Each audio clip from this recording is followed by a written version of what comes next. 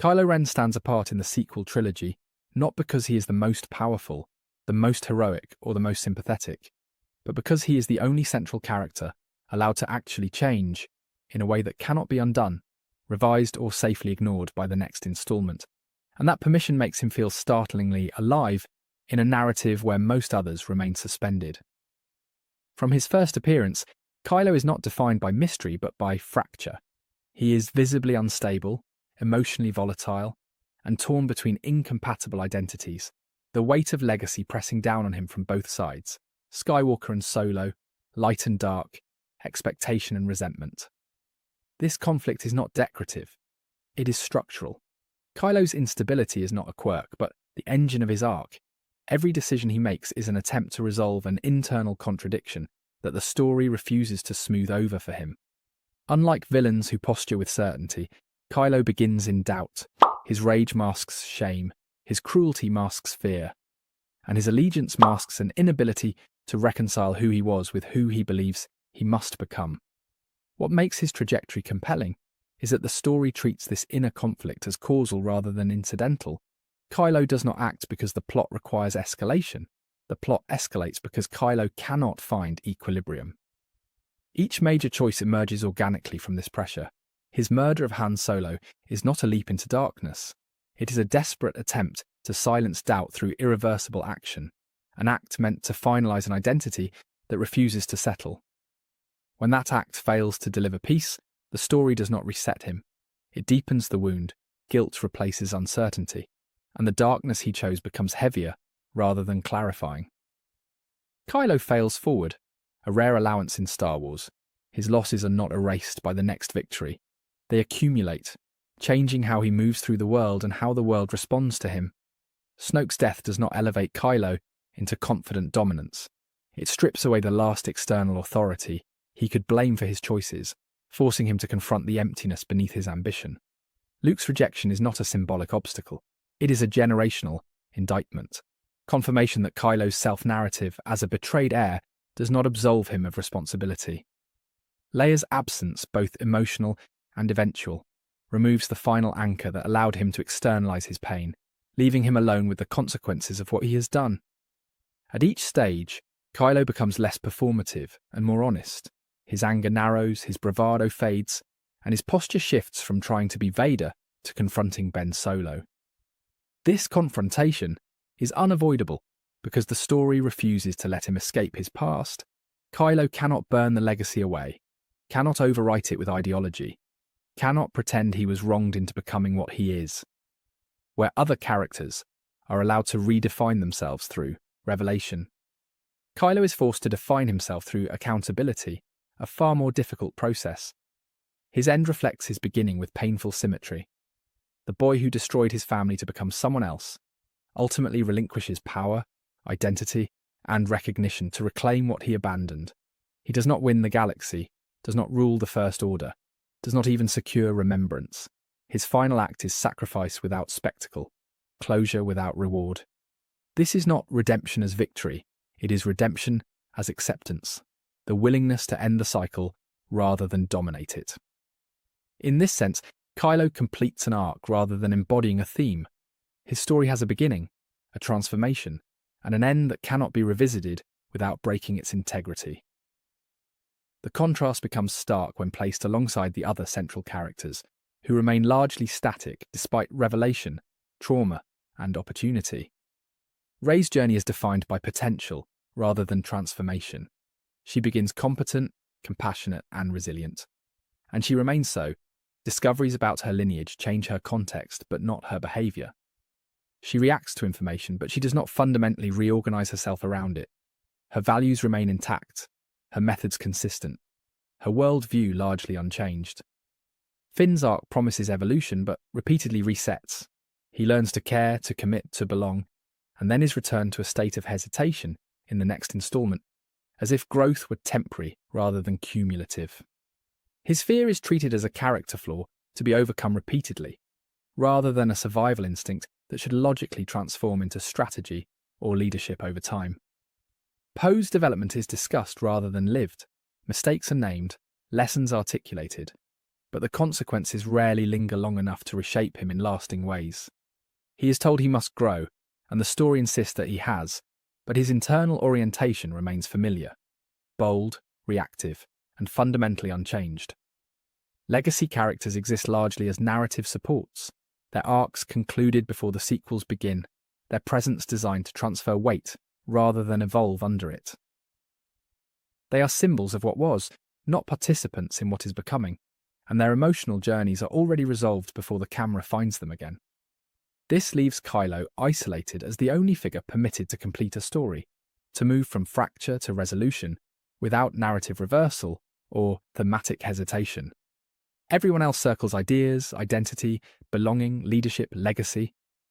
But Kylo passes through his, emerging altered in a way that cannot be walked back.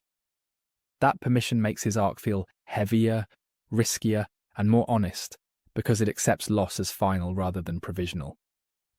In a trilogy often criticised for inconsistency, Kylo's journey stands out because it is allowed to be consistent in consequence rather than intention. He does not embody, perfection, he embodies process. And process, not potential, is what creates meaning over time. This is why Kylo Ren lingers, not as a hero or villain, but as the only character the story trusted enough to let finish becoming someone else. From here, the question deepens. What does it say about the trilogy that only one character is allowed to end? And what is lost when growth is treated as optional rather than necessary for everyone else? The fact that Kylo Ren is allowed to finish an arc while everyone else is held in narrative suspension is not accidental.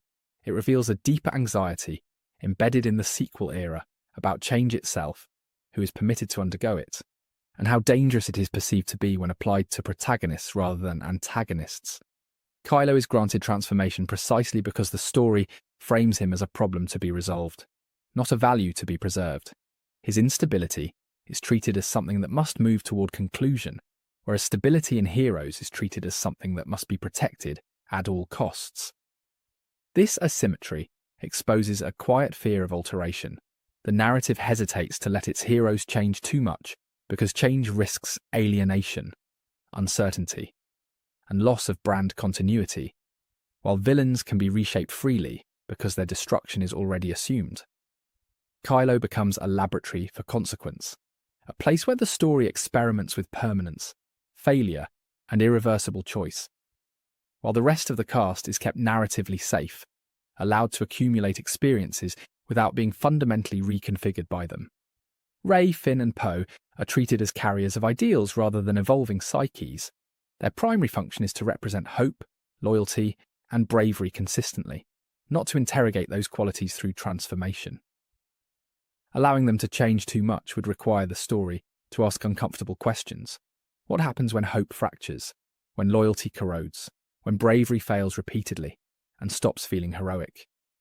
Kylo absorbs those questions instead, becoming the pressure valve through which the trilogy processes doubt, guilt, and ideological collapse, sparing the heroes from bearing that weight. This is why Kylo's arc feels so complete. It is overloaded, carrying emotional and thematic material that might otherwise have been distributed across the ensemble. He becomes the site where legacy is confronted honestly, where inherited identity is examined rather than celebrated, and where the cost of myth is paid rather than deferred. The heroes, by contrast, are asked to inherit legacy without being consumed by it, to carry symbols forward without being reshaped by their contradictions, a far safer narrative position. Kylo cannot avoid contradiction because he is defined by it. The story insists on pushing him into confrontation with every unresolved thread, forcing decisions that foreclose future options. Each choice reduces possibility rather than expanding it, and that narrowing is the hallmark of genuine change, growth that costs something rather than growth that adds layers. By the time Kylo becomes Ben again, the space for alternative outcomes has vanished. Redemption is not a branching path, it is the only remaining act consistent with who he has become. This finality is what gives his ending weight. It does not feel like a reset or a rebrand. It feels like closure, something rare in a franchise built on serial continuation. The rest of the cast remains deliberately open-ended, their stories paused rather than completed, ensuring flexibility for future use, future reinterpretation, future deployment. This flexibility comes at a cost. Characters who are never allowed to finish something never feel fully lived in. They hover in a state of perpetual readiness, always capable, always available, but rarely transformed. Kylo's absence after his conclusion is therefore felt more sharply than the continued presence of others, because absence implies completion, while presence without transformation implies stasis. The trilogy's emotional centre of gravity quietly migrates toward him, because he is the only one moving toward an end, rather than away from one. This dynamic also explains why Kylo resonates so strongly with audiences despite his atrocities. Recognition follows movement, not virtue, and viewers instinctively gravitate toward characters who are changing in visible, irreversible ways. Change signals risk, and risk signals honesty, even when the direction of that change is destructive.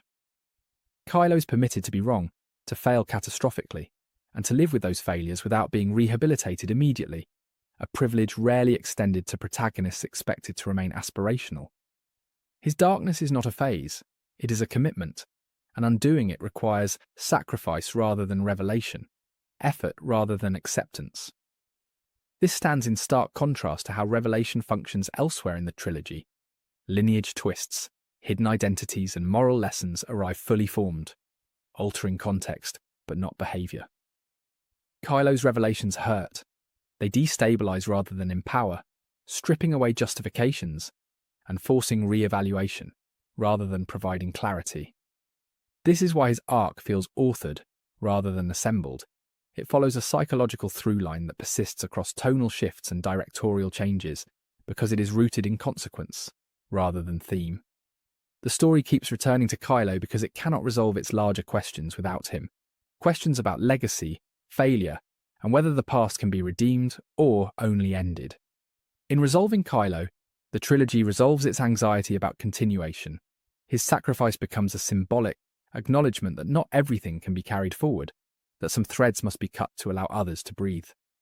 Yet this resolution is isolated, applied to him alone, leaving the broader narrative suspended between endings and beginnings, unsure how much closure it is allowed to provide. This imbalance creates a strange aftertaste, a sense that the trilogy concluded emotionally through Kylo, while remaining structurally open through everyone else. The audience feels completion without resolution, catharsis without consolidation, because only one arc was allowed to truly end. Kylo's story suggests what the trilogy could have been if change were treated as universal rather than exceptional, if growth were allowed to cost something for everyone rather than being concentrated in one figure. Instead, his arc stands as both achievement and indictment, proof that meaningful transformation was possible, and evidence that the story chose to limit it elsewhere. This makes Kylo not just a compelling character, but a lens through which the trilogy's creative constraints become visible, revealing how fear of permanence shapes narrative design. He finishes because the story needed one ending, and he was the safest place to put it, a character already marked for loss, already distanced from aspirational continuity. In doing so, Kylo becomes the emotional conclusion of the sequel era, whether or not the structure fully supports that role. The irony is that the character most burdened by legacy is the only one allowed to escape it completely, not by transcending it, but by closing it. Everyone else is left carrying potential forward, while Kylo leaves with consequence behind him. That imbalance lingers because it feels true, not because it feels fair, and truth has a way of overshadowing intention in the long run. Thank you for watching. Be sure to like, subscribe, and hit that share button. My main channel is Critical Analysis Hub, where I post Star Wars content about the movies. My secondary channel is Critical Analysis Hub Plus, where I focus on the shows of Star Wars. And my third channel is Critical Analysis Hub XP, where I post comic books. Be sure to take a moment and check them out. Thanks, and may the Force be with you.